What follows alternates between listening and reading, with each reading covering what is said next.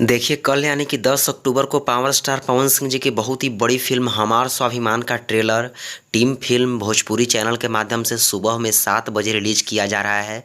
अगर आप इस वीडियो को ट्रेलर के रिलीज होने के बाद देख रहे हैं तो रिलीज कर दिया गया है। तो भाई लोग इस ट्रेलर के लॉन्चिंग पर बहुत ही बड़ा इवेंट रखा गया है राम शर्मा जी की तरफ से, जो कि हमार स्वाभिमान फिल्म के प्रोड्यूसर हैं।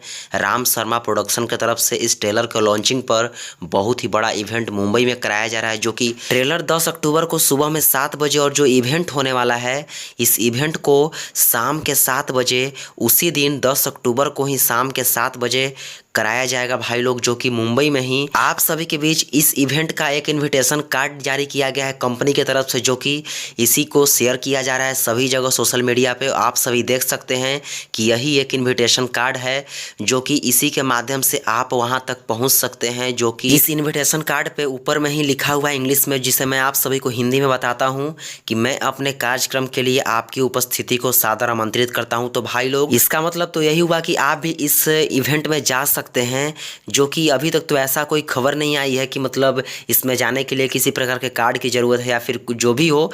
लेकिन आप सभी को बता दूं भाई लोग कि बहुत ही बड़ा इवेंट कराया जा रहा है, जो कि इस इवेंट को शाम को 7 बजे कराया जाने वाला है।